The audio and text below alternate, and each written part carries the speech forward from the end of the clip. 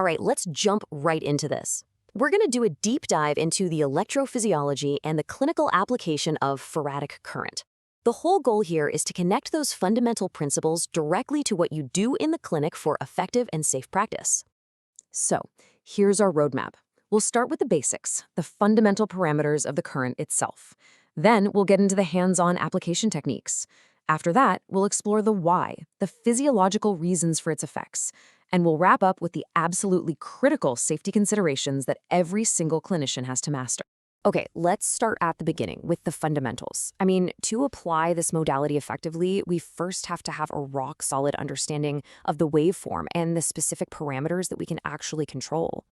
So what is Faradic current? Well, the key thing to remember is its design specificity. Its short pulse duration is engineered to do one thing really well: target motor nerves to get a contraction. Now, that biphasic waveform is also super important because it ensures a zero net charge, which means we avoid any nasty skin reactions. And, it's worth pointing out that these principles are functionally identical to what we now call neuromuscular electrical stimulation, or NEMS. Okay, looking at these parameters, you have to understand that each one is deliberately selected to achieve a very specific physiological goal. We use that short pulse duration to really isolate the motor nerves. We set the frequency between 30 and 50 hertz because that's the sweet spot for a smooth, tetanic contraction.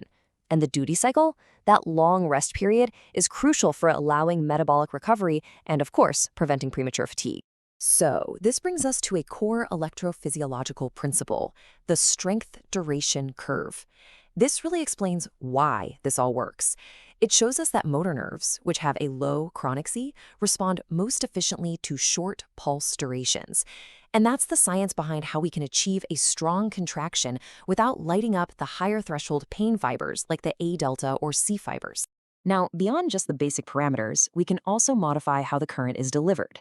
An unmodified current gives you a really sharp, sudden contraction. But by adding a ramp, or what we call a surge, we create a much more gradual onset.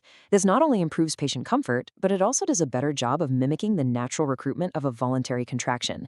That makes it absolutely ideal for motor re-education.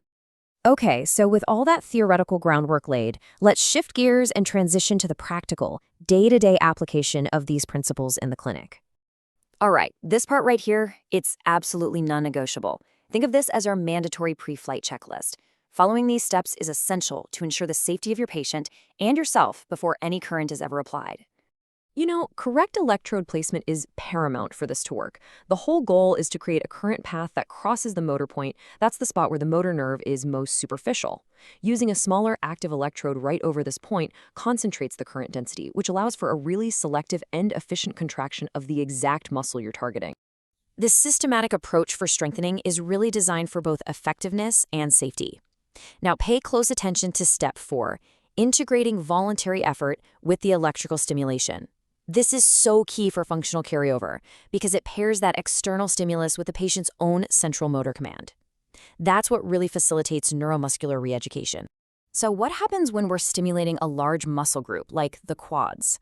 Well, our strategy has to shift a bit. Using a quadrupolar or 4 electrodes setup allows us to create a much broader electrical field. The clinical challenge here is to manage that field by adjusting the distance between electrodes and their placement to make sure all parts of the muscle group get enough current density for an effective contraction. Let's move on and examine the core physiological mechanisms. This is the stuff that explains why this modality produces its therapeutic effects.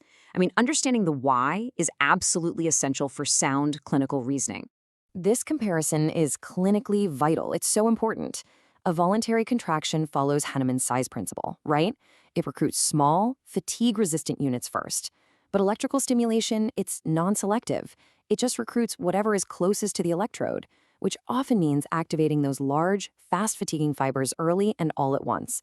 This is exactly why electrically stimulated muscle can fatigue so much faster than during voluntary exercise, and it's why we have to be so careful with our duty cycles.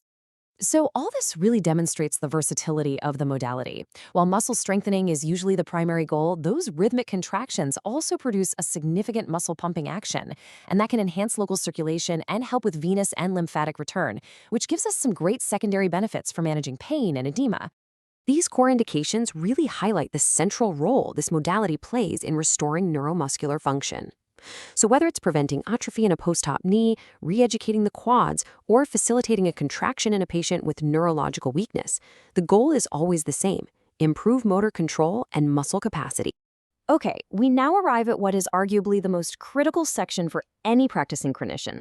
We have to talk about ensuring absolute patient safety through the rigorous application and understanding of precautions and, of course, contraindications. Let me be crystal clear here. There is zero ambiguity with this list. These are absolute contraindications. Applying electrical current in any of these scenarios poses a huge risk of serious problems, things like interfering with a pacemaker, dislodging a clot, or affecting a fetus. If any of these are present, treatment is forbidden, period. Now, these precautions, they form a critical checklist that you should be running through in your head before and during every single treatment. For example, poor electrode contact can lead to high current density at the edges, which is a big risk for skin burns.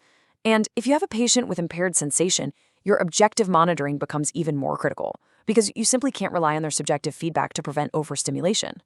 And this table just neatly summarizes how to directly mitigate those risks by understanding what causes them. Skin burns prevented by ensuring low impedance through good electrode contact. Excessive fatigue prevented by programming an appropriate duty cycle. You see, it's a direct link between your knowledge and safe clinical action. So to wrap this all up, let's go from knowledge to application with a clinical problem. This requires you to pull together everything we've just discussed: pulse duration, frequency, duty cycles, ramp times, to create 2 distinct evidence-based treatment protocols. Really think about the underlying physiology of each condition. What are you trying to achieve, and how will your specific parameters get you there?